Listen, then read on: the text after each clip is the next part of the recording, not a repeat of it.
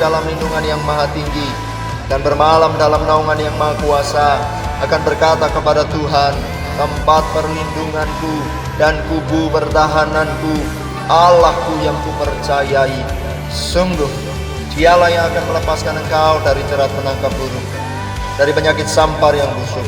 Dengan kepangnya Ia akan melindungi engkau, di bawah sayapnya engkau akan berlindung. Kesetiaannya ialah perisai dan pagar tembok. Engkau tak usah takut terhadap kedahsyatan malam, terhadap panah yang terbang di waktu siang, terhadap penyakit sampar yang berjalan dalam gelap, terhadap penyakit menular yang mengamuk di waktu petang.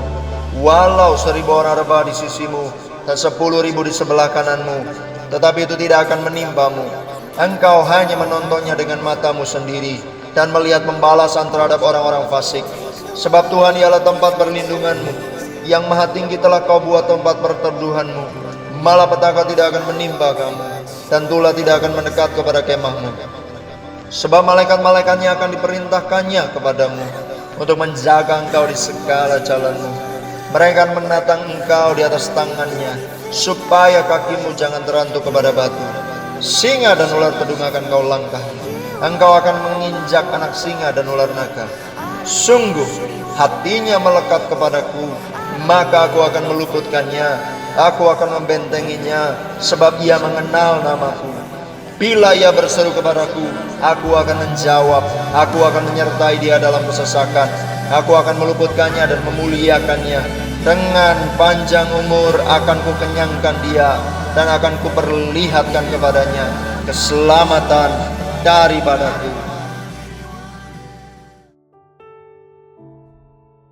Shalom saudara, Sinode Gereja Betel Indonesia atau GBI sebagai bagian dari tubuh Kristus, selain menerima pengakuan iman Nisea dan pengakuan iman Rasuli, Sinode GBI juga memiliki pengakuan iman sendiri. Pengakuan iman GBI terdiri dari 12 butir pengakuan yang merupakan ringkasan pokok-pokok kepercayaan dan pengajaran GBI yang bernafaskan Pentakosta. Adapun pengakuan iman GBI versi ringkas adalah sebagai berikut. Aku percaya bahwa Alkitab adalah firman Allah. Aku percaya bahwa Allah yang esa itu Tritunggal adanya. Aku percaya bahwa Yesus yang lahir, mati, bangkit, naik ke surga adalah juru selamat, pengantara kita dan raja segala raja. Aku percaya bahwa manusia berdosa harus bertobat dan beriman agar diampuni, dibenarkan, dan dilahirkan baru, lalu dibaptis secara selam dan hidup suci. Aku percaya bahwa bahasa roh adalah tanda awal baptisan Roh Kudus. Aku percaya bahwa gereja melakukan perjamuan kudus dan meyakini kesembuhan ilahi.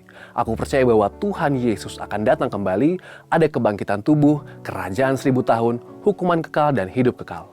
Dari setiap butir pengakuan iman GBI versi ringkas tadi, kita dapat melihat nafas Pentakostal yang kental, yaitu melalui poin bahasa roh adalah tanda awal baptisan Roh Kudus. Di dalam pengakuan iman GBI versi lengkap, perumusan perihal baptisan Roh Kudus tertulis di butir ke-8 yang berbunyi sebagai berikut. Baptisan Roh Kudus adalah karunia Tuhan untuk semua orang yang telah disucikan hatinya. Tanda awal baptisan Roh Kudus adalah berkata-kata dalam bahasa lidah sebagaimana diilhamkan oleh Roh Kudus. Butir-butir pengakuan iman GBI menunjukkan dengan jelas bukan saja penegasan tentang Tritunggal, tetapi juga karya dari pribadi Allah Tritunggal. Salah satunya adalah karya Allah Roh Kudus, yaitu mengenai baptisan Roh Kudus. Perlu diingat bahwa baptisan Roh Kudus yang tertera di dalam pengakuan iman GBI bukanlah satu peristiwa yang sama dengan pertobatan dan penyatuan orang yang bertobat ke dalam tubuh Kristus. Baptisan Roh Kudus sesungguhnya dimaksudkan untuk memberdayakan orang percaya di dalam sebuah pelayanan dan memberi kekuatan untuk bertahan dalam penderitaan akibat pelayanan yang dilakukannya. Kita dapat melihat hal ini dalam diri Rasul Petrus, seorang pengecut yang menjadi berani bersaksi apapun akibatnya. Atau Rasul Paulus, seorang penganiaya yang menjadi teraniaya karena pelayanannya. Dari sini kita dapat mengambil kesimpulan bahwa baptisan Roh Kudus sangat penting untuk membuat orang percaya dapat melayani tubuh Kristus dengan lebih maksimal. Tentu, hal ini sangat berkaitan dengan penyelesaian amanat agung di akhir zaman ini, di mana kesaksian kita adalah sebuah bentuk penginjilan kepada orang-orang yang belum percaya kepada Kristus. Pengakuan iman Nisea menyatakan hal yang penting mengenai Roh Kudus, yaitu aku percaya kepada Roh Kudus yang jadi Tuhan dan yang menghidupkan, yang keluar dari Sang Bapa dan Sang Anak, yang bersama-sama dengan Sang Bapa dan Sang Anak disembah dan dimuliakan, yang telah berfirman dengan perantaraan para nabi. Pengakuan iman rasuli pun menyatakan hal yang senada mengenai Roh Kudus, yaitu aku percaya kepada Roh Kudus, gereja yang kudus dan am, persekutuan orang kudus, pengampunan dosa, kebangkitan daging, dan hidup yang kekal.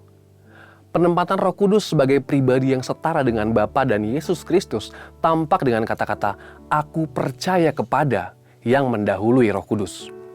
Kata-kata yang sama juga tampak kepada Bapa dan Yesus Kristus.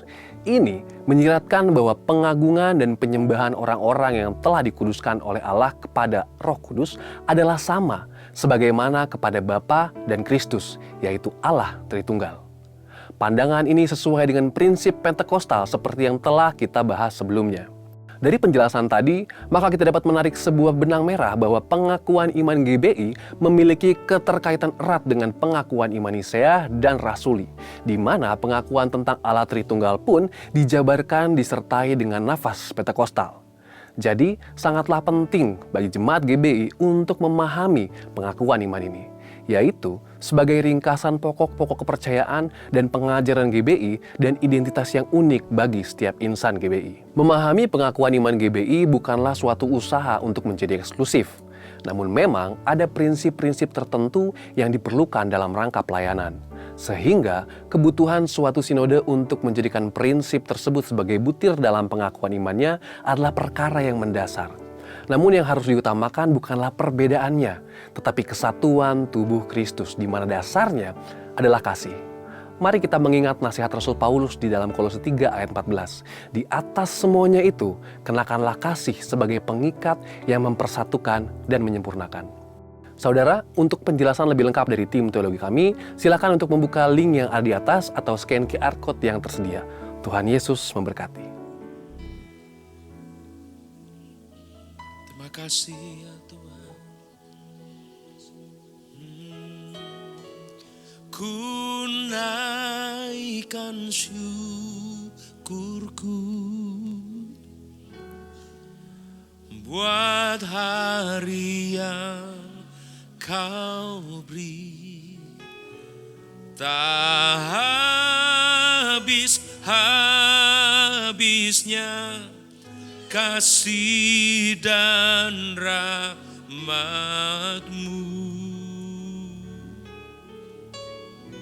Selalu baru dan tak pernah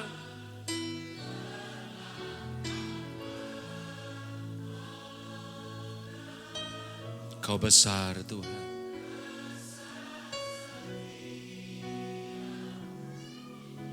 Di sepanjang hidupku, oh, mari panggil namanya. Kau Bapa kami, Bapa.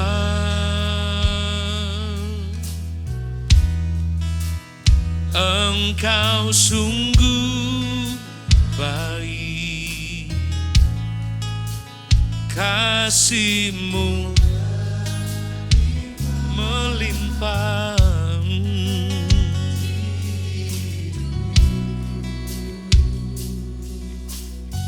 Sungguh-sungguh Bapa,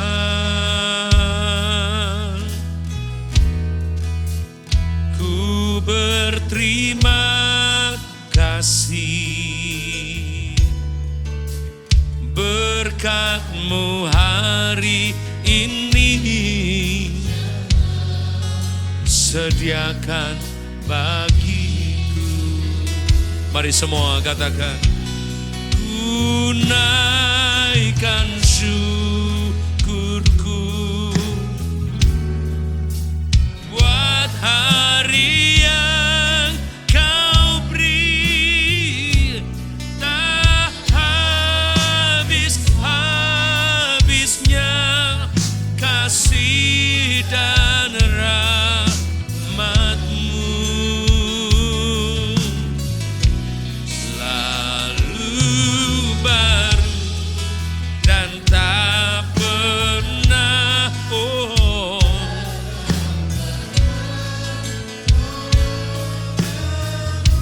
besar setiamu.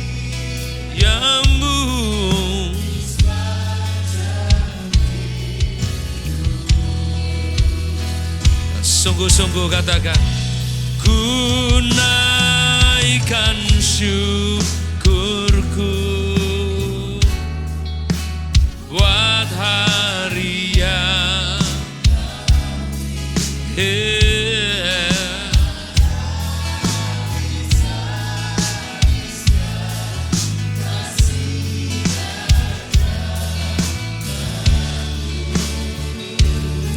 selalu baru Tuhan.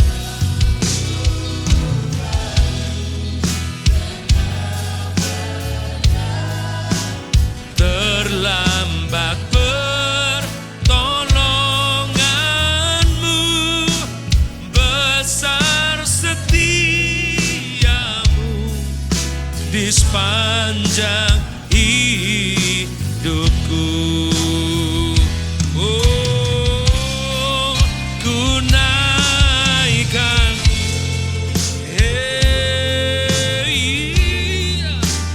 waria. Haleluya.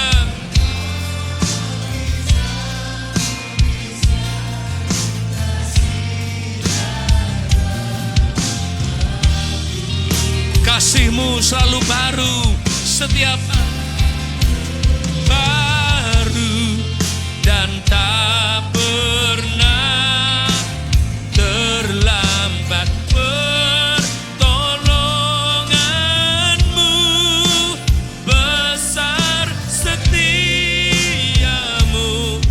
di sepanjang hidupku. Mari semua katakan, ku naikkan syukur. Dengan segenap hati kami naikkan syukur kepadamu, sebab Kau Tuhan yang besar, yang setia dan mengasihi, habis-habisnya dan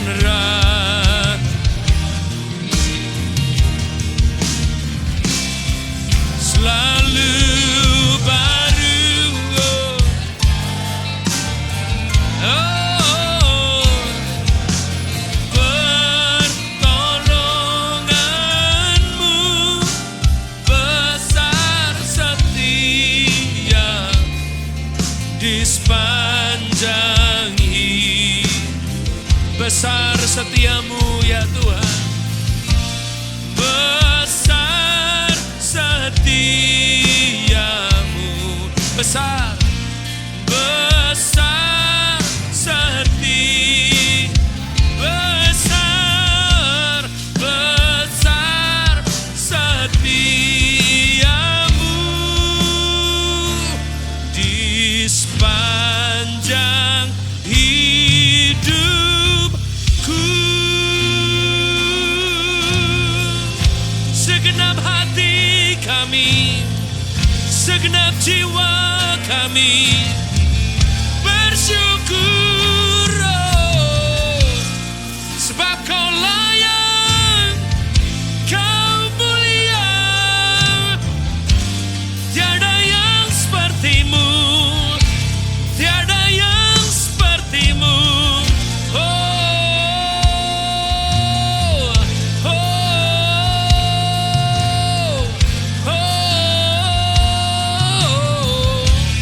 Era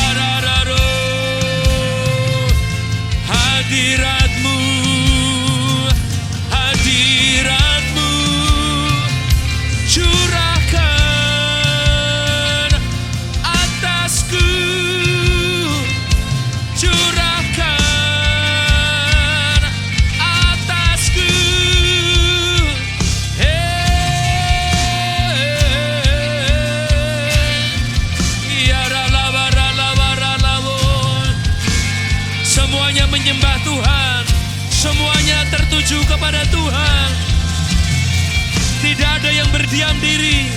Tidak ada yang berdiam. So everybody worship the Lord. Everybody worship the Lord. Ya Rabbaralamana.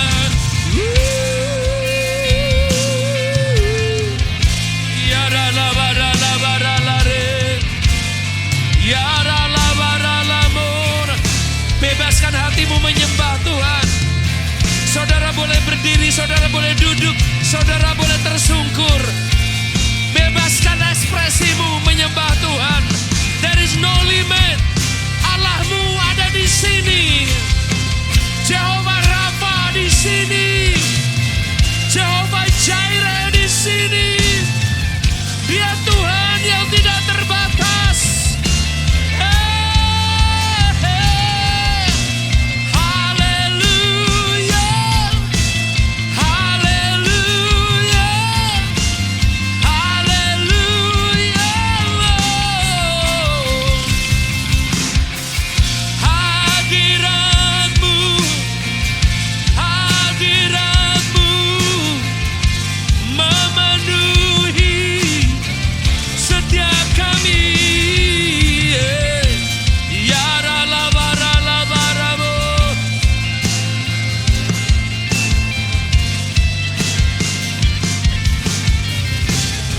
Come on, worship the Lord. Ya Karabaya Sandor, Ya Karabaralabaya, Ya Ralabaralabaralabala. Tembok-tembok yang merintangi runtuh. Oh, Ralabaralabalaba.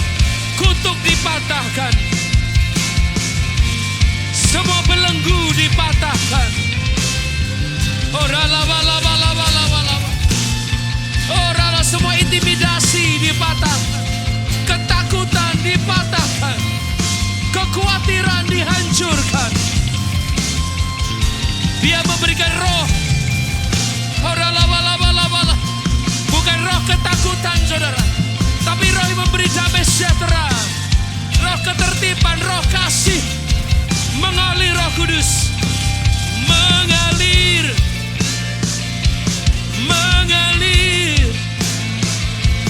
Memenuhi setiap kami. Oh ya. Oh ramaya maramaya. Ya ralabaralabarabo. Oh.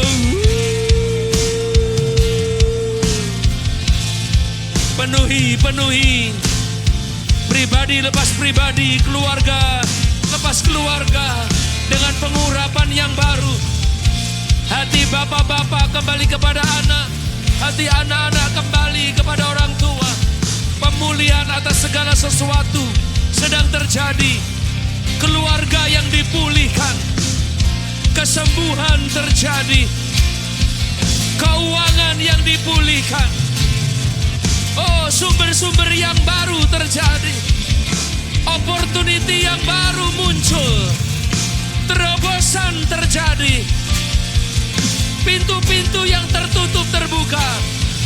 Kemustahilan diubah jadi keajaiban. In the name of Jesus. Kelemahan diubah jadi kekuatan. Kegelapan diubah jadi terang Tuhan. Turun in the name of Jesus. Mari bangkit berdiri sama-sama, saudara. Bangkit berdiri. Oh, layaklah segala bangsa. Come on.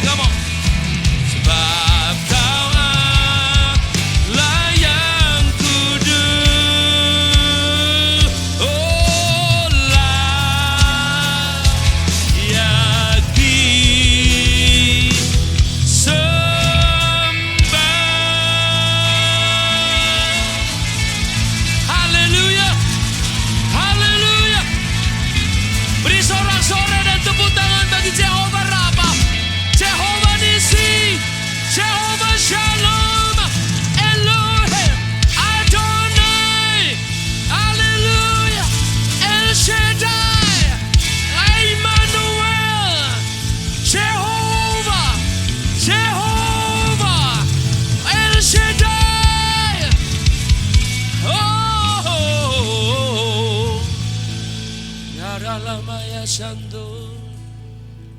Oh, Yaralabaralabaralabaralabara.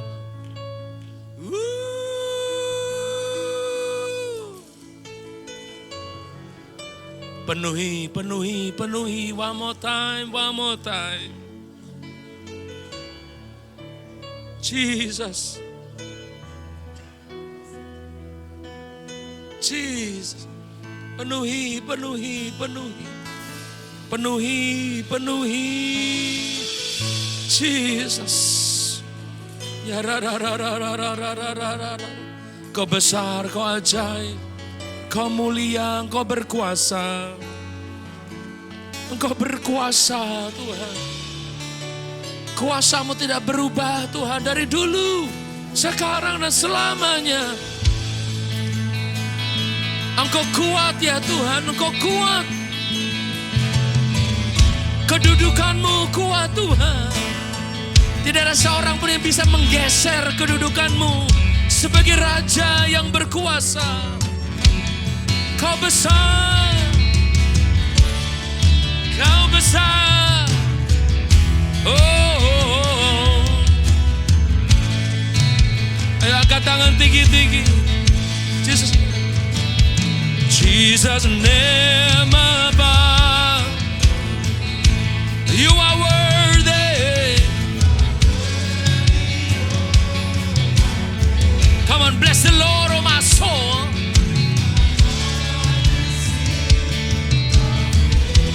Bless the Lord, our God. Never above them, never above them. Jesus, never above. You are worthy.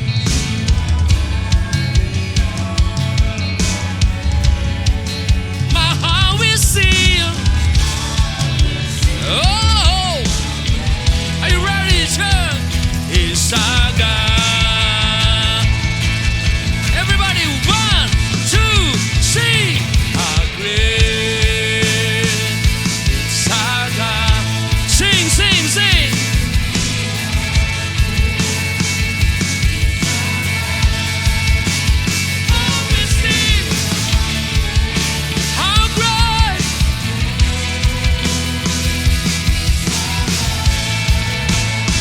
Your name, Jesus. How great, how great. Yes, Lord. Hey.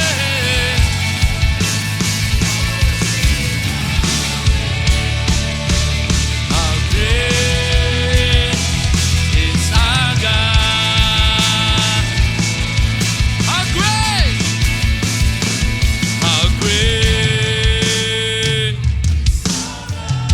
Come on, come on. Everybody shout to the Lord.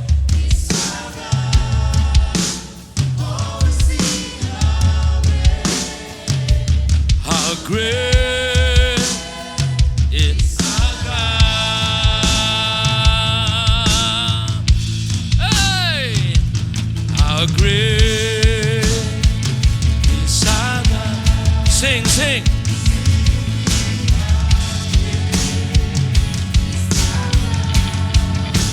Oh, we sing how great is our God. Everybody sing it one more time. Say, great. Sing with me how great. And oh, we sing how great. Oh, we sing, and oh, we see how great, yeah. And oh, we see how great is our God. Sorak-sorai buat Tuhan, sorak-sorai buat Raja ke Raja, sorak-sorai buat Tuhan yang berkuasa. Namanya siapa? Berikan sekali sorak-sorai tepuk tangan yang paling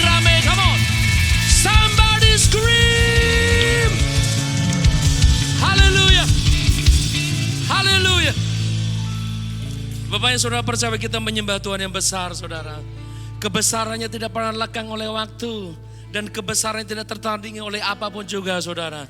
Dia Tuhan yang berkuasa, Dia Tuhan yang tidak terbatas, Dia Tuhan yang hidup, dan Dia berkuasa untuk menyembuhkan dan memulihkan saudara dan saya. Yang percaya katakan amin. Ayo saudara-saudara, tepuk tangannya paling ramai buat Tuhan. Come on. Come on. Come on Senayan City. Come on all God's people. Ayo izinkan saya mendengar 1 menit sore-sore. Tepuk tangan bagi Tuhan. Come on, 1 minute please. Somebody 1 minute please. Come on somebody 1 minute please. Come on somebody 1 minute please. Yeah. Haleluya. Woo. Sekarang lihat kanan kiri depan belakangmu dan katakan, engkau diubahkan Tuhan. Oh yeah. Oh yeah. Are you music? Are you ready? Alright, here we go. Are you ready? Worship the Lord. Semua orang harus tahu. Semua orang harus tahu. Semua orang harus tahu. Siapa? I tell you, ini lagu Amanat Agung. Semua orang harus. Ini tugas saudara dan saya. Ya, semua orang harus tahu siapa Yesus. Ini dia, Yesus kawan yang setia. Alright, bagi kita yang lemah.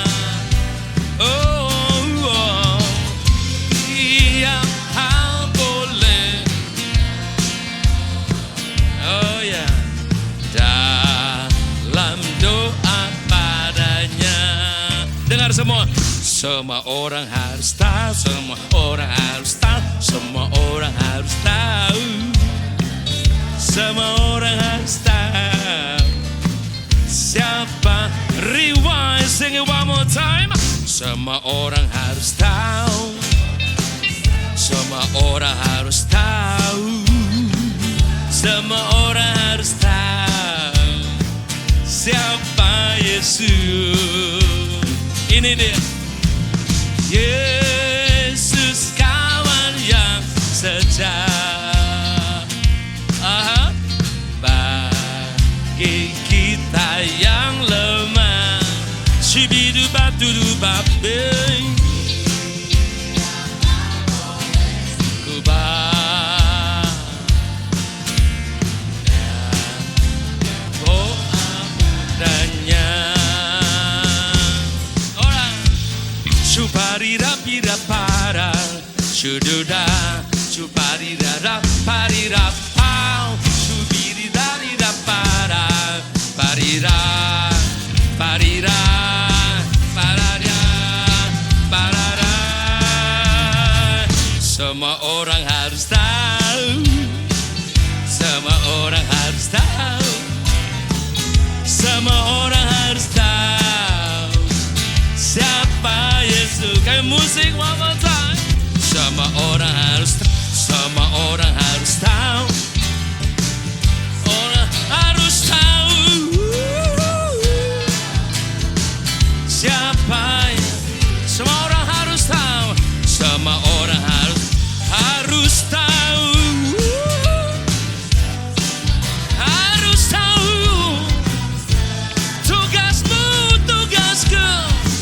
Semua orang harus tahu, semua orang harus tahu, semua orang harus tahu siapa Yesus. Ingat semua orang harus tahu siapa Yesus. Semua orang harus tahu siapa.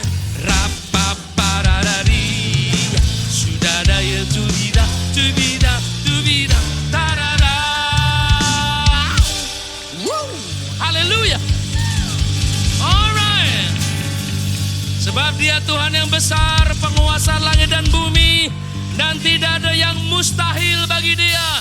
Semua katakan yes.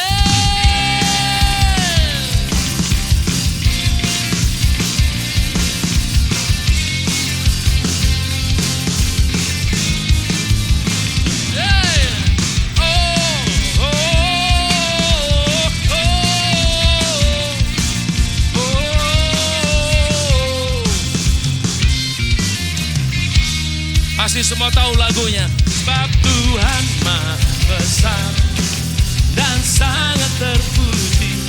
Dia lebih dahsyat dari segala Allah. Sebab Tuhan dan sangat terpuji. Kuasanya dahsyat menghancurkan musuh. Haleluya. Biarlah semua yang bernafas bertepuk tangan dan memuji Tuhan. Are you with me? Ceritakanlah kemuliaannya di hadap segala, dan perbuatannya yang sungguh ajaib. Suku bangsa dan setiap lutut bertelut dan lidah mengaku Yesus Tuhan. Hey. Ceritakanlah kemuliaannya di antara segala bangsa dan perbuatannya. Alright. Ajaib. Suku bangsa. Sebab Tuhan Maha Besar dan sangat terpuji. Kuasa dahsyat dari segala Allah. Sebab Tuhan, oh, sangat terpuji. Kuasanya dahsyat menghancurkan musuh. Sebab Tuhan Maha Besar dan sangat terpuji. Kuasanya dahsyat dari segala. Sebab Tuhan, oh, kuasanya dahsyat menghancurkan musuh. Oh, sebab Tuhan.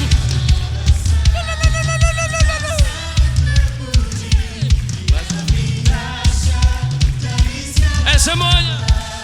Sebab Tuhan layan. Oh.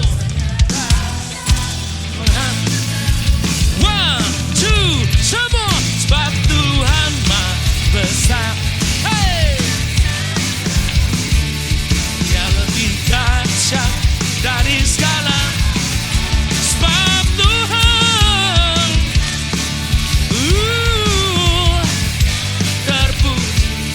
kuasanya dahsyat menghancurkan musuh. Kuasanya dahsyat. Say dahsyat, say dahsyat, say dahsyat, say dahsyat. Dahsyat menghancurkan musuh.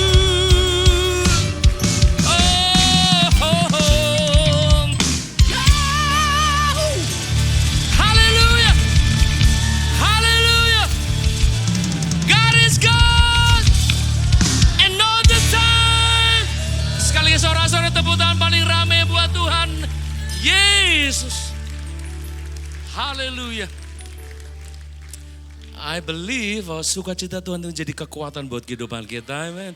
Ketika kita menyembah, memuji, bersorak-sorai, I tell you something, ada sesuatu yang terjadi. Ada kesembuhan yang terjadi, ada kelepasan yang terjadi, ada pintu-pintu terbuka, ada sudden miracle yang terjadi, ada lompatan mukjizat yang terjadi, ada keajaiban yang tak terhentikan terjadi.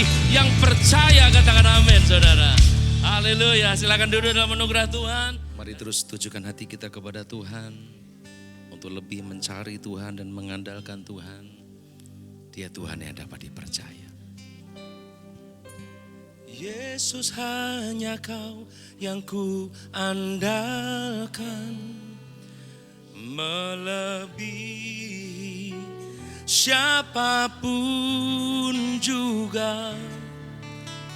Yesus hanya Kau yang ku percaya. Di setiap waktu tiada lain yang ku andalkan selain kau. Katakan, Yesus hanya kau, hanya kau. Oh,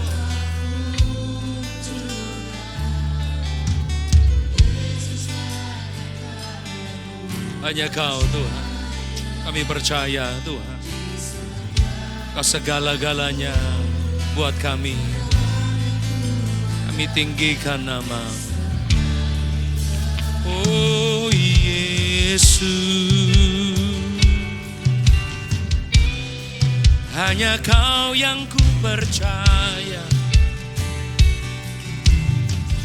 Oh, ku perlu Engkau Yesus, haus jiwaku menantikanmu.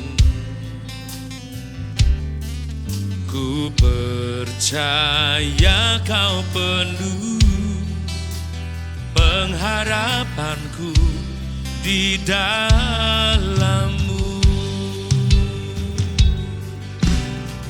Kau segalanya.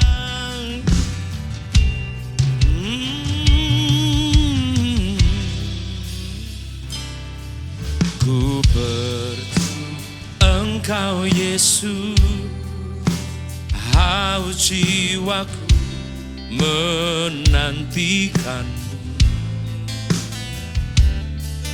Ku percaya kau penuh pengharapanku di dalammu. Ayo semua katakan, Yesus hanya kau yang ku andalkan, lebih. Oh, yang ku di setiap waktu, tiada lain. Yesus, Yesus hanya kau yang ku andalkan, melebihi siapapun juga. Oh, Yesus hanya kau yang ku percaya. Waktu tiada lain yang ku andalkan selain kau, Yesus. Mari bangkit berdiri bersama-sama, angkat tanganmu ke surga. Yesus, Yesus hanya kau yang ku satu-satunya. Oh, Yesus yang ku di setiap waktu, tiada lain yang ku andalkan selain kau. Come on. Hikmatmu lebih pikiranku, jalanmu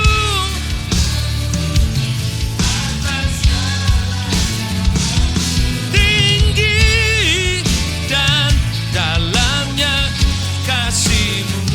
Hanya kau Yesus yang ku andal. Hikmatmu, hikmatmu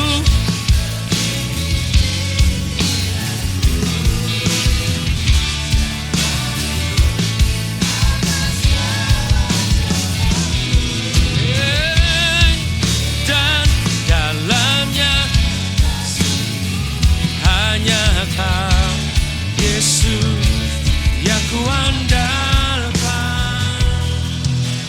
Yesus hanya kau yang ku andalkan, melebihi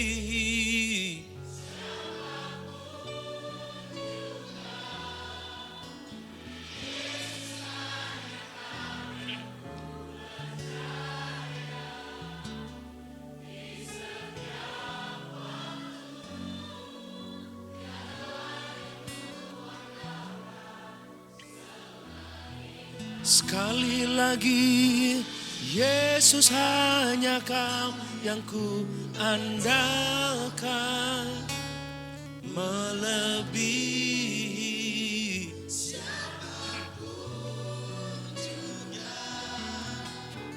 Yesus hanya Kau yang ku percaya. Di setiap waktu, tiada lain yang ku andalkan selain, tiada lain yang ku andalkan selain, tiada lain andalkan selain Kau, Yesus. Haleluya, haleluya, haleluya, haleluya, haleluya.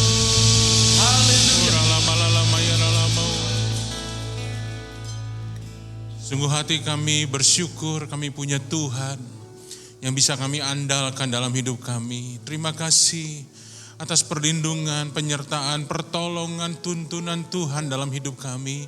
Dan kalau kami boleh ada sebagaimana kami ada saat ini, semua karena anugerah-Mu, semua karena kebaikan-Mu, semua karena kasih karunia-Mu Tuhan. Terima kasih kami boleh beribadah kepada Tuhan. Biarlah ibadah kami berkenan di hadapan Tuhan. Dan setiap pujian penyembahan kami menyenangkan hati-Mu ya Bapa. Kau memberkati umat-Mu berlimpah-limpah. Kau memberkati hamba-hamba-Mu yang sudah melayani berlimpah-limpah. Terima kasih Tuhan, terima kasih. Sekarang kami mau belajar kebenaran firman Tuhan. Dan hamba mau percaya Roh Kudus sendiri akan mengajar setiap umat-Mu. Engkau sanggup berkata-kata lebih daripada apa yang bisa hamba-Mu sampaikan. Tuhan, ajar kami untuk mengerti. Ajar kami untuk melakukan firman Tuhan. Urapi hamba-Mu dalam segala keterbatasan ini Tuhan Yesus. Kami buka hati kami.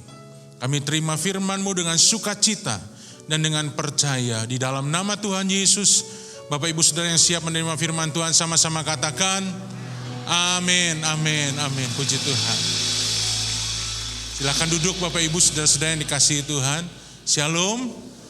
Selamat siang Bapak Ibu, semua baik. Puji Tuhan. Bapak Ibu izinkan sepanjang ibadah hari Minggu ini saya berbicara menyampaikan firman Tuhan tentang pernikahan dan keluarga. Dan dalam ibadah yang kedua ini saya beri judul Eternal Marriage, atau kalau sederhananya pernikahan yang langgeng.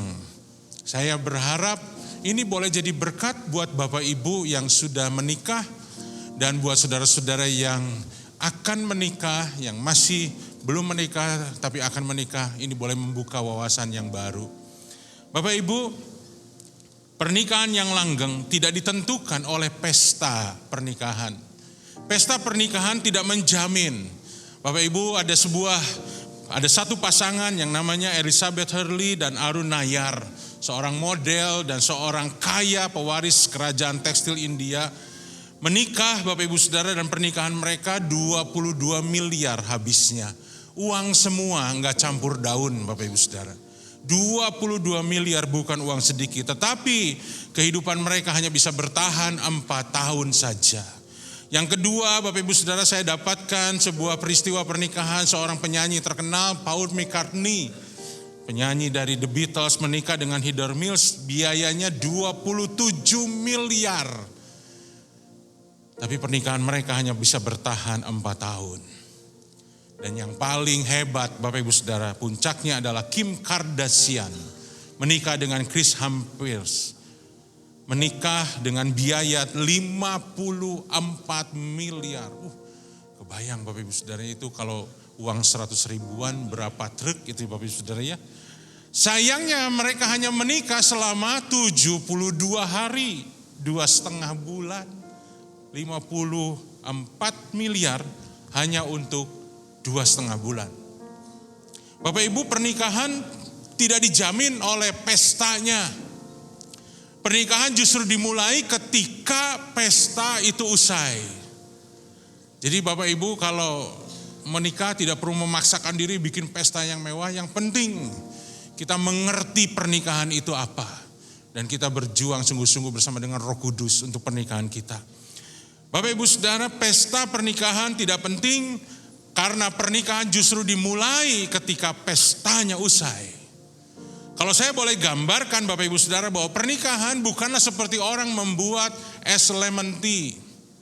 Es lemon tea gampang dibuatnya, ambil saja air panas setengah gelas, lalu celupkan teh celup, kasih perasan lemon, kasih gula, aduk sampai tercampur dengan baik dan akhirnya kasih es. Hanya dalam waktu beberapa menit saja itu semua sudah tersaji dengan baik. Tapi pernikahan tidak seperti itu Bapak Ibu Saudara. Pernikahan bukanlah sesuatu yang dibangun 1-2 hari dan seterusnya akan mengalami sebuah hal yang baik. Tidak Bapak Ibu Saudara. Pernikahan saya boleh umpamakan seperti orang bikin roti. Bikin roti yang pertama harus ada bahannya, semua tepung, ragi, toppingnya semua harus ada. Dan kemudian apa yang dilakukan, semua bahan itu harus dicampur sedemikian rupa, harus tercampur dengan sempurna. Jangan sampai ketika sudah jadi roti, ketika digigit, raginya masih kerasa pahit. Tepungnya masih kerasa, ini gulanya masih kerasa. Itu bukan roti yang bagus. Roti yang bagus semuanya tercampur dengan baik. Makanya adonannya tidak hanya diolah begitu saja Bapak Ibu Saudara, hanya diputar, hanya diaduk saja supaya tercampur. Tapi adonan roti biasanya dibawa ke meja dan kemudian mulai ditekan. Mulai ditekan. Supaya apa? Supaya tercampur jadi satu.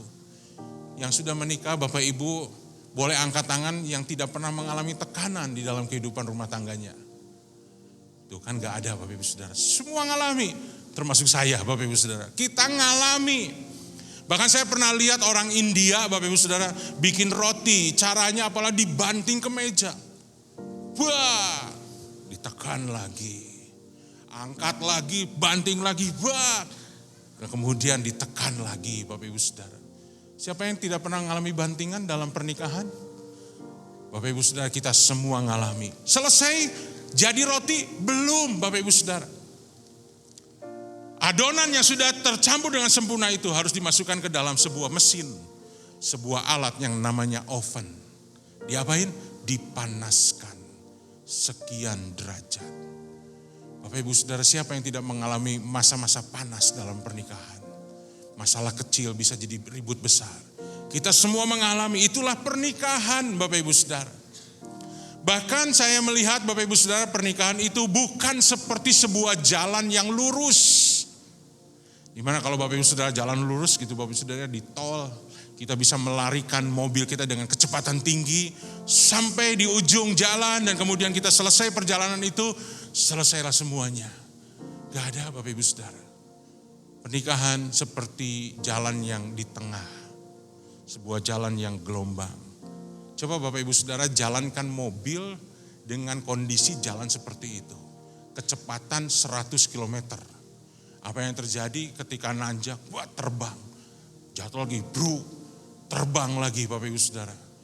Kenapa? Karena terlalu cepat. Penumpang semua mabok. Mobilnya juga rusak. Yang di tengah jalan, yang di tengah itu harus perlahan naik gas dulu. Begitu turun harus agak direm. Supaya apa? Supaya mobil tetap dalam keadaan baik, supaya penumpang dalam keadaan juga baik semuanya. Berapa banyak kita harus mengerem dalam hidup kita. Kesabaran kita dituntut menghadapi pasangan. Orang tua harus sabar menghadapi anak-anak. Bahkan sebaliknya ada kasus-kasus juga anak-anak harus sabar menghadapi apa yang dilakukan oleh orang tuanya terhadap dia, Bapak Ibu Saudara. Bahkan pernikahan itu, kalau saya boleh gambarkan seperti gambar yang paling kanan. Sebuah jalan yang berbelok dan dibelokkan itu gelap. Enggak tahu apa yang ada di sana. Apakah jalan itu aman atau tidak aman, tidak tahu. Apakah ada penjahat di sana atau tidak, enggak ada yang tahu. Bapak Ibu, siapa yang pernah merasa khawatir untuk pernikahannya? Saya pernah, Bapak Ibu Saudara. Dan saya tidak bisa lakukan apapun selain saya berlutut di hadapan Tuhan. Tuhan, saya enggak tahu. Gak tahu apakah pernikahan saya masih bisa jalan.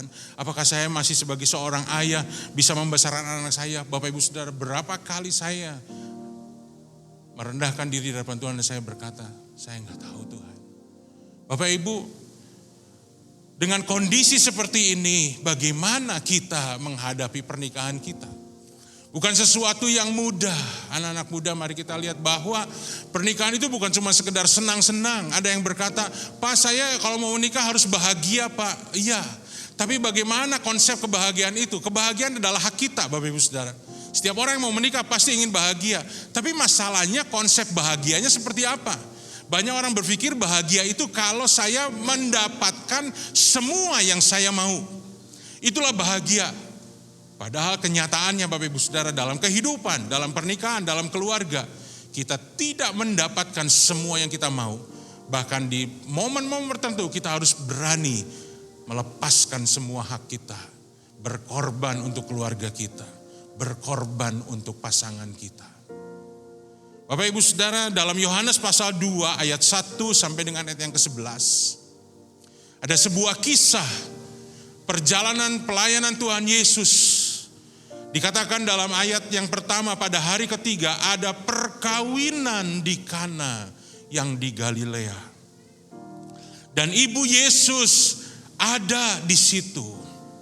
Yesus dan murid-muridnya juga diundang ke perkawinan itu. Ketika mereka kekurangan anggur, ibu Yesus berkata kepada Tuhan Yesus, mereka kehabisan anggur. Saya tidak catat semua, Bapak Ibu Saudara bisa baca nanti di rumah. Tapi saya langsung catat saja ayat yang ke-11. Hal itu dibuat Yesus di Kana yang di Galilea sebagai yang pertama dari tanda-tandanya. Dan dengan itu ia telah menyatakan kemuliaannya dan murid-muridnya percaya kepadanya. Bapak Ibu, Alkitab mencatat bahwa mujizat pertama yang dilakukan oleh Tuhan Yesus ternyata bukan di bait suci, tempat orang beribadah. Kalau kita sekarang berbicara gereja, ternyata juga bukan di pasar, tempat orang berjual beli, melakukan kegiatan bisnisnya, usahanya, ekonominya, Bapak Ibu Saudara. Ini kita berbicara soal marketplace. Tapi ternyata mujizat pertama yang Tuhan Yesus lakukan bukan kebetulan. Semuanya memang sudah dalam rencana Bapa yang agung. Adalah dalam sebuah pernikahan. Saya percaya Bapak Ibu Saudara, Tuhan sangat memperhatikan pernikahan kita. Tuhan sangat memperhatikan keluarga kita. Nah, mari kita lihat, coba kita bedah apa yang terjadi di situ Bapak Ibu Saudara. Masalahnya yang pertama adalah kekurangan anggur dalam sebuah pesta pernikahan. Yang pertama, anggur melambangkan kelimpahan kasih dan sukacita.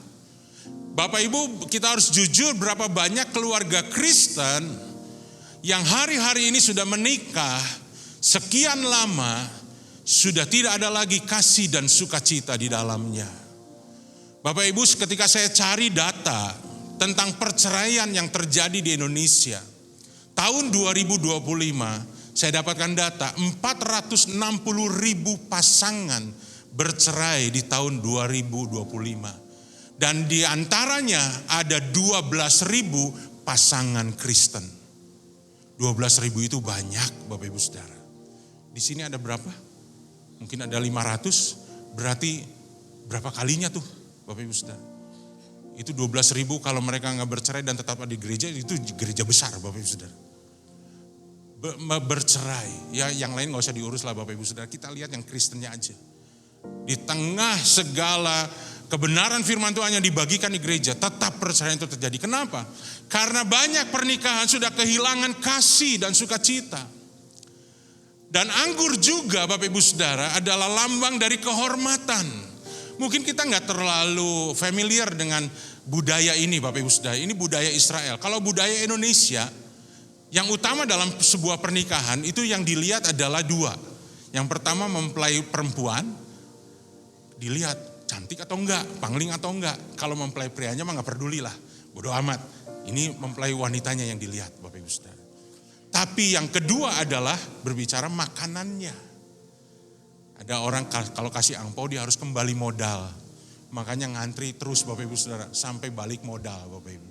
Saya pernah ke sebuah pesta pernikahan, ketika datang itu baru berlangsung 1 jam kurang. Tapi makanan sudah habis, tinggal nasi putih, ada capcay, tinggal kuahnya, ada sop baso, tinggal kuahnya juga, ada ikan asam manis, tinggal asam manisnya saja. Tinggal kerupuk dan air mineral. Di belakang sudah ribut. Wah, gak balik modal nih. Kenapa Bapak Ibu Saudara? Perhitungannya itu salah.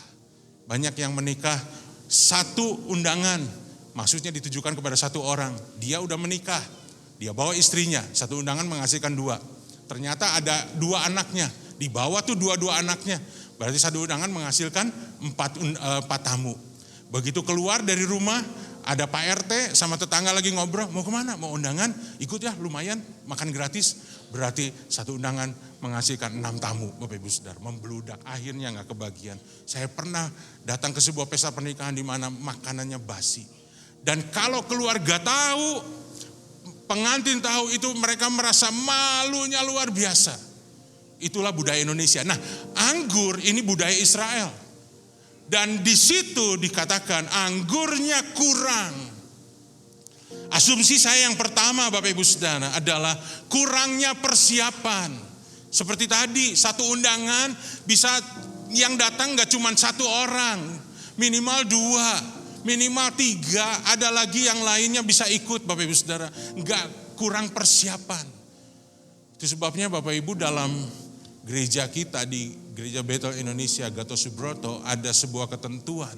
Yang mau menikah harus ikut bimbingan pranikah, sekian kali pertemuan, harus konseling dulu. Kalau ada masalah dalam sebuah konseling, maka belum selesai harus terus konseling sampai masalahnya beres Bapak Ibu Saudara. Itu bukan mempersulit, bukan. Tapi kenapa? Karena pernikahan adalah seumur hidup. Sesuatu yang seumur hidup harus dipersiapkan dengan baik. Banyak yang tidak mengerti Bapak Ibu Saudara. Saya nggak tahu apakah di sini juga, kalau nggak salah di sini juga dilakukan. Di Bandung Bapak Ibu Saudara tempat saya, kita kumpulkan juga orang tua. Karena ada banyak masalah, bukan cuma suami istri, tapi antara anak dengan orang tua, mertua dengan menantu. Kita kumpulkan supaya punya kata kesepakatan yang sama. Pernah Bapak Ibu pernah mendengar bahwa ada seorang ibu mertua bersaing keras dengan menantunya, marah. Pak, tahu nggak anak saya dulu merhatiin saya Pak, saya pergi kemana saya dianterin, sekarang dia merhatiin istrinya lebih dari saya. Saya pikir kenapa? Emangnya salah di mana Bu? Kan Alkitab juga berkata seorang laki-laki akan meninggalkan ayahnya dan ibunya. Ada banyak pengertian-pengertian yang kurang tepat Bapak Ibu Saudara, kurang alkitabiah. Itu sebabnya gereja bertanggung jawab untuk itu, mempersiapkan pernikahan. Kenapa anggur bisa kurang? Mungkin kurang persiapan. Saudara-saudara yang mau menikah, siapkan dengan sungguh-sungguh. Pilih jodoh, jangan sembarangan. Jangan Pak, aduh Pak, saya udah obral 25% gak laku, 50% bahkan udah cuci gudang gak laku nih Pak. Jadi siapa aja. Dulu begitu didekatin, kamu siapa? Terus siapa dia? Lama-lama siapa saja. Jangan Bapak Ibu. Sebuah pernikahan, saudara-saudara maksudnya ya Bapak Ibu jangan cari jodoh lagi.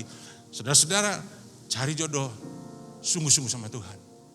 Minta Tuhan berikan jodoh yang tepat. Dan jangan selalu memperhatikan yang kelihatan.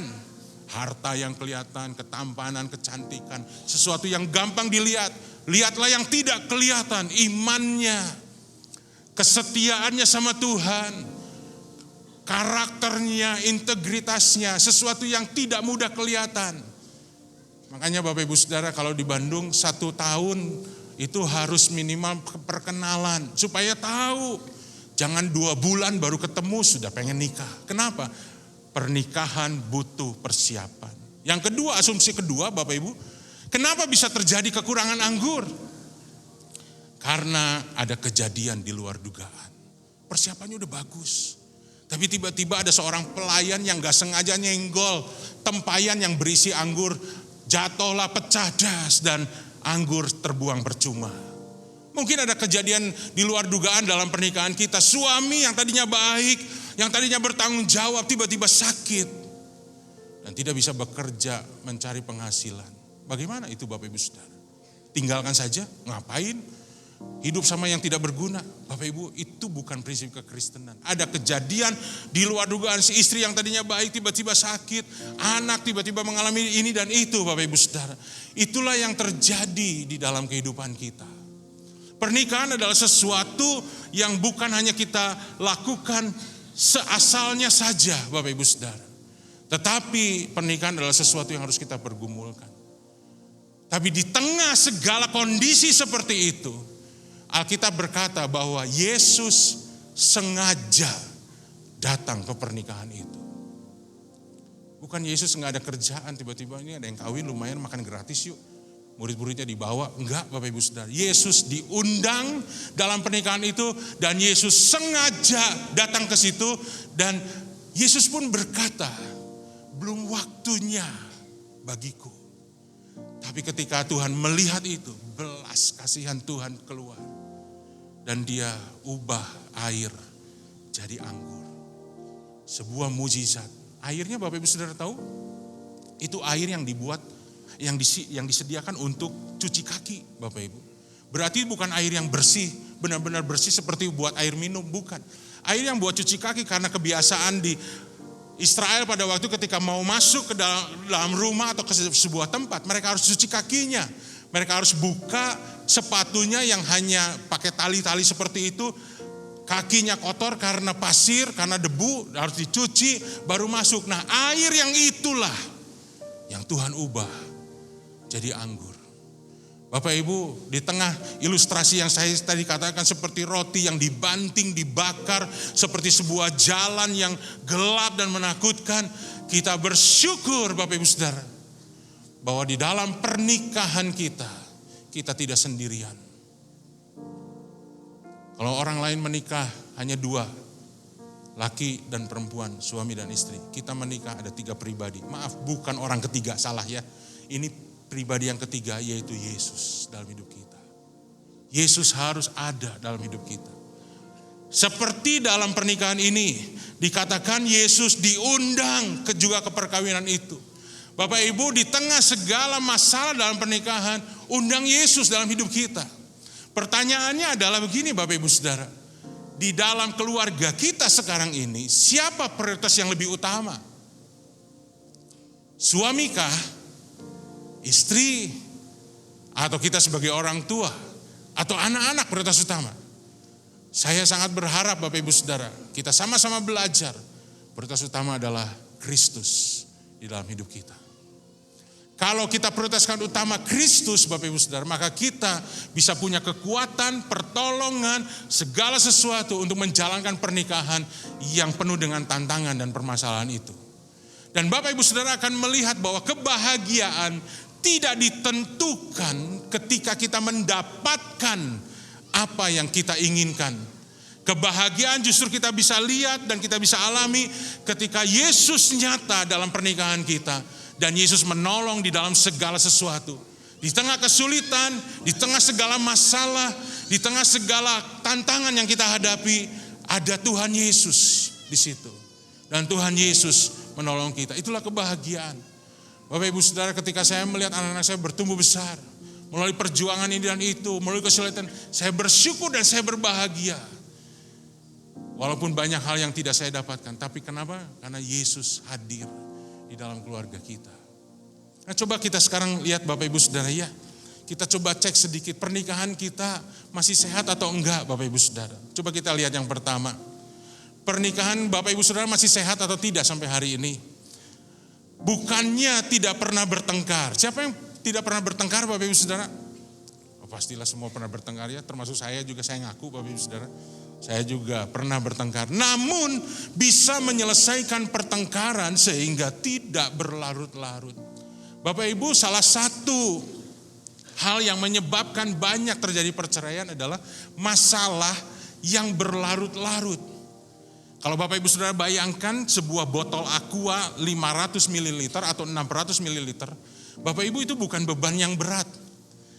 Anak kecil juga bisa ngangkat, tapi coba angkat itu segini. Gampang Pak, 1 jam, 2 jam, 1 hari, sanggup gak Bapak Ibu Saudara? Tangan kita mulai kehilangan rasa, kebas. Kenapa? Enggak turun-turun. Padahal bebannya masih kecil, bebannya ringan Bapak Ibu Saudara. Tapi ketika kita angkat terus 1 hari, 2 hari, tangan kita bisa jadi mati rasa. Kenapa? Karena terlalu lama kita membawa beban itu. Banyak masalah terjadi dalam pernikahan bukan karena masalahnya besar. Masalah kecil tapi nggak pernah bisa diselesaikan karena keegoisan masing-masing. Yakobus pasal 1 ayat 19-20 dikatakan, hai saudara-saudara yang kukasihi, ingatlah akan hal ini, setiap orang hendaklah cepat untuk mendengar, tetapi lambat untuk berkata-kata dan juga lambat untuk marah, sebab amarah manusia tidak mengerjakan kebenaran di hadapan Allah. Bukan berarti marah nggak boleh Bapak Ibu Saudara, tapi cobalah marah yang baik. Marah yang membangun, marah yang menghentikan segala perbuatan yang tidak baik. Tapi masalahnya adalah seringkali kita lupa dan kita lebih banyak marah daripada kita mendengar. Bapak Ibu Saudara, kita diberikan 2 telinga, 1 mulut sebetulnya. Harusnya kita lebih banyak mendengar daripada berbicara. Bapak Ibu, ketika saya mengetahui rahasia ini, saya mencoba untuk mendengar istri saya lebih banyak. Dan istri saya coba mendengar saya lebih banyak Bapak Ibu. Tanpa perlu usaha yang susah, pertengkaran itu turun secara kualitas dan kuantitasnya. Kenapa? Karena saya mulai belajar ngerti. Karena kita mulai belajar ngerti pasangan kita seperti apa. Kenapa dia berpikir seperti itu. Bapak Ibu, pernah saya berkata sesuatu, saya pikir itu biasa, tapi menyalahkan kemarahan pasangan saya. Ternyata itu adalah satu sisi di mana dia pernah terluka dengan itu Bapak Ibu Saudara. Ketika dia cerita baru saya tahu.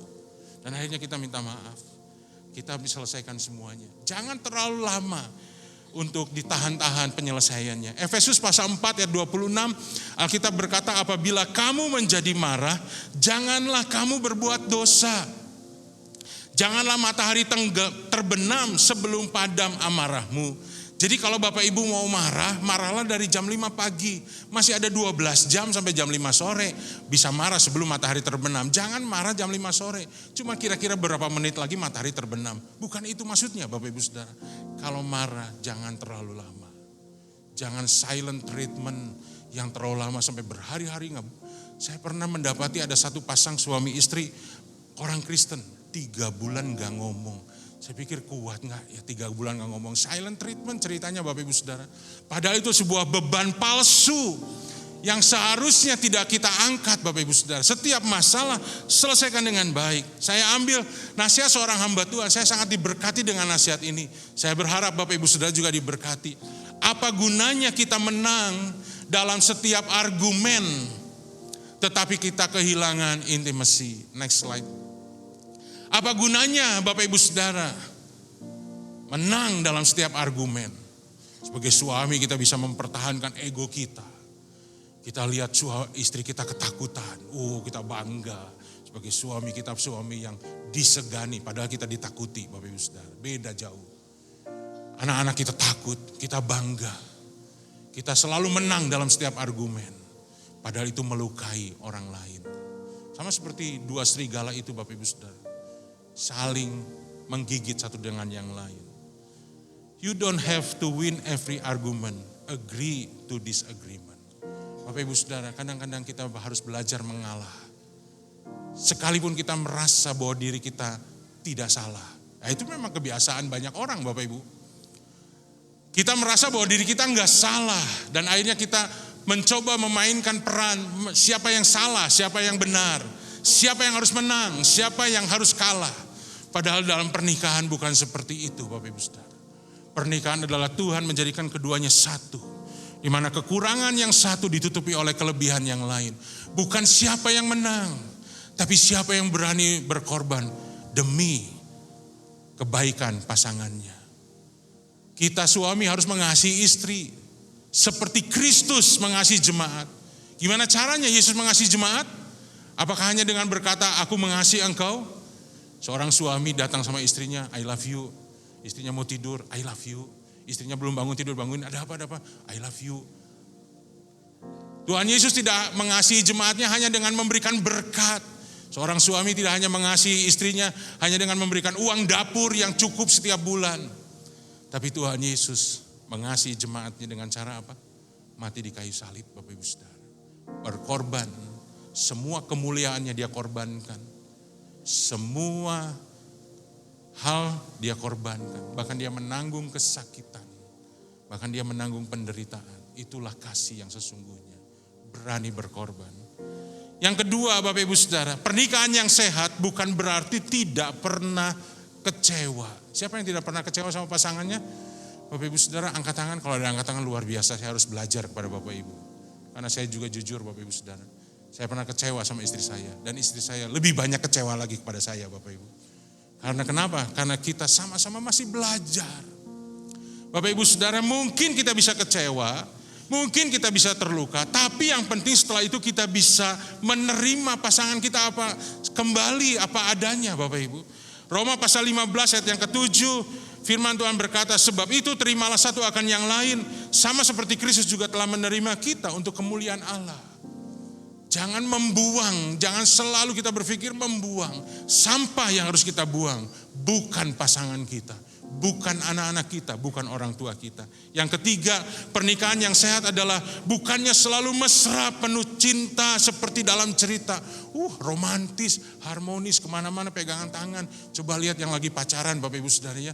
Selalu si laki-lakinya itu pegang pacarnya dengan erat. Dan kemudian sekali-kali sering dia pandang wajahnya, senyum, wah luar biasa.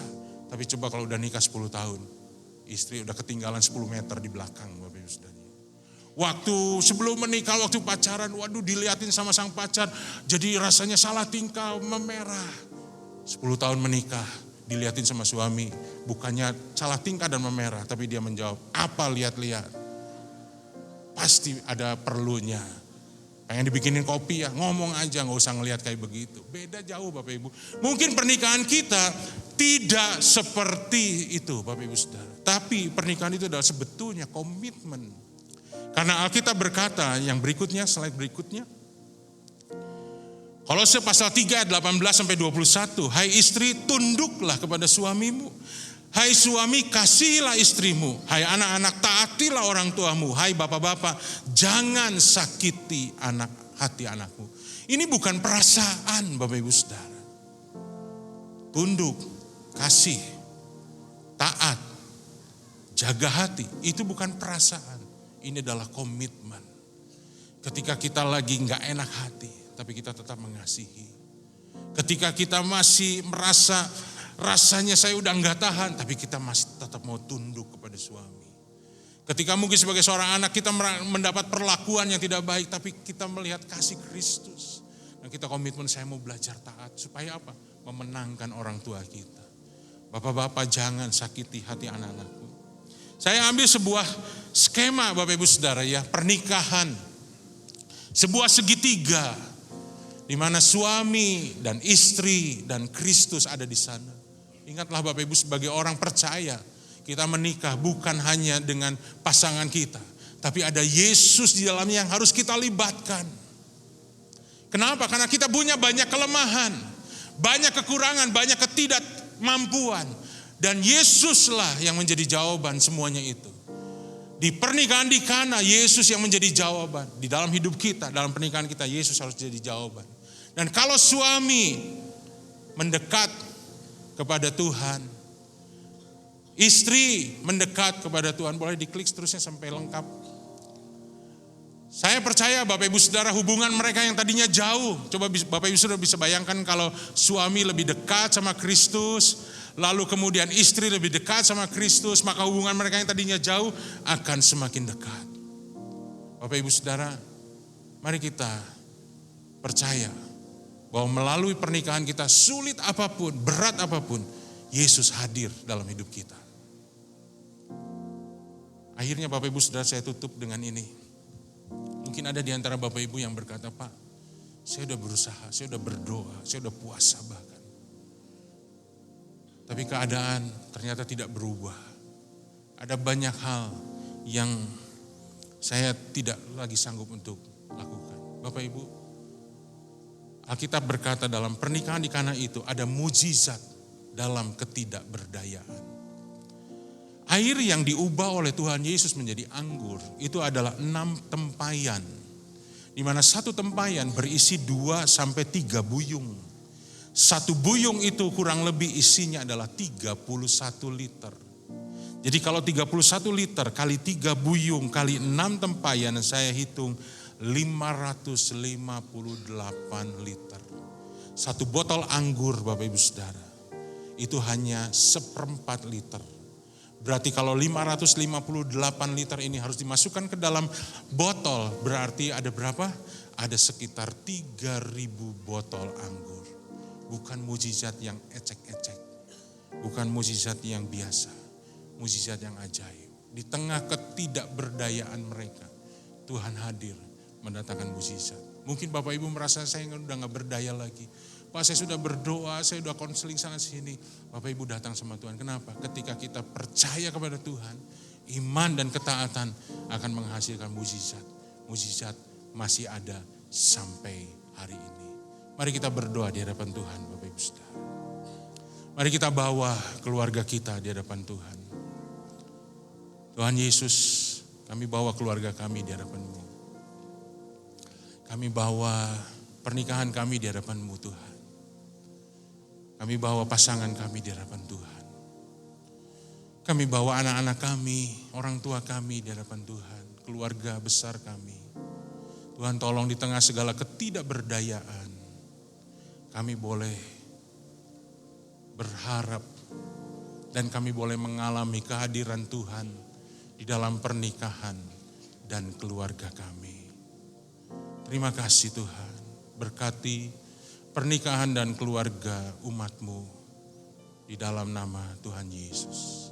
Bapak Ibu, sebelum saya akhiri, saya boleh mengajak Bapak Ibu yang sudah menikah, ya suami istri yang datang hari ini, boleh bangkit berdiri Bapak Ibu. Yang sudah menikah, yang kebetulan datang lengkap suami istri, ya puji Tuhan. Bapak Ibu, kita akan melakukan salam 3H ya. Yang pertama salam hand, yang kedua salam head, yang ketiga salam heart. Hand itu tangan, cuma tangan. Jadi Bapak Ibu nanti suami istri berpegangan tangan erat. Dan kemudian salam head. Head itu kepala, aduin kepalanya tapi jangan keras-keras. Pelan saja. Temukan kening dengan kening. Dan kemudian heart. Heart itu hati, ada di sini. Peluk istri kita. Suami boleh berkata, I love you mom. Mari Bapak Ibu berpandangan. Pegang 1, 2, 3 salam hand. Pegang begini Bapak Ibu. Ya. Jangan dilepas. Sekarang salam head. Adukan kening kita. Yang ketiga sekarang salam heart. Peluk pasangannya. Kasih Kristus ada di antara Bapak Ibu Saudara. Amin. Puji Tuhan. Tuhan Yesus memberkati. Puji Tuhan. Haleluya, puji Tuhan. Saya percaya bahwa sudah pasti diberkati, amin. Saya lihat tadi ketika pasangan-pasangan sedang berpelukan, yang jomblo-jomblo gigi jari. Menikahlah saudara, menikahlah. Kita akan berdoa bersama-sama, kita akan mempersembahkan korban bagi Tuhan. Bapak, kami bersyukur buat anugerah-Mu untuk firman yang kami boleh dengar. Biar firman-Mu boleh berakar, bertumbuh menjadi kehidupan dan kekuatan bagi kami. Berkati Bapak Pendeta Budi Mulyono telah menjadi berkat buat kami. Biar anugerah dan perkenanan-Mu, hikmat-Mu, pewahyuan yang baru turun atas hamba-Mu. Dan saat ini kami sedang mempersembahkan korban kami, kasih kami kepada Tuhan. Berkati setiap tahun-tahun yang memberi. Tidak ada yang berkekurangan di antara kami. Dan tidak ada yang sakit di antara kami. Kami diberkati berlimpah-limpah, oleh karena itu kami memberi dengan berlimpah-limpah. Memberi dengan ucapan syukur di dalam nama Yesus. Yang siap memberi berkata, amin.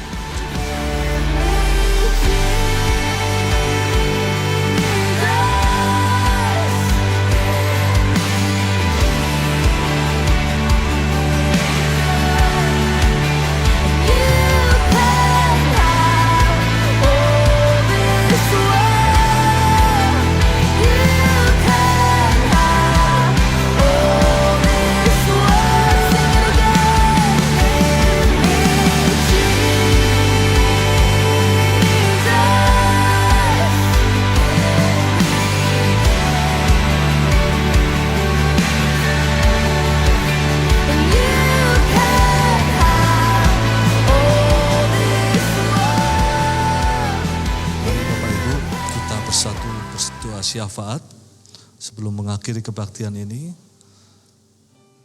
Bapa di surga, di dalam nama Yesus, kami bawa setiap doa-doa syafaat ini di hadapan Engkau Tuhan. Kami berdoa untuk hamba-Mu Bapak Budi Mulyono yang sudah menyampaikan firman-Mu mengenai keluarga.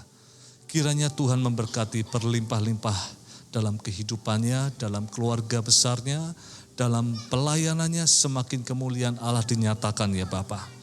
Kami berdoa syafaat juga untuk gembala sidang kami, Bapak Niko Nyoto Raharjo dan Ibu Hermin Tuhan.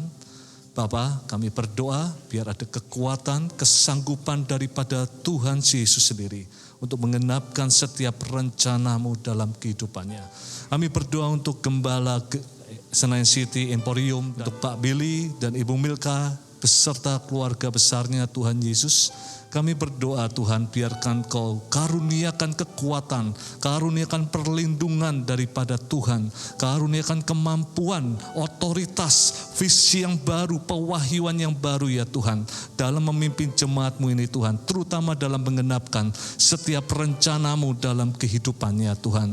Kami berdoa Tuhan untuk para pemimpin, pelayan, pekerja, dan kami yang melayani, berikan unity. Kiranya Tuhan mengaruniakan otoritas, kiranya Tuhan mengaruniakan kesepakatan untuk menggenapkan setiap amanat agung di dalam hari-hari ini ya Tuhan.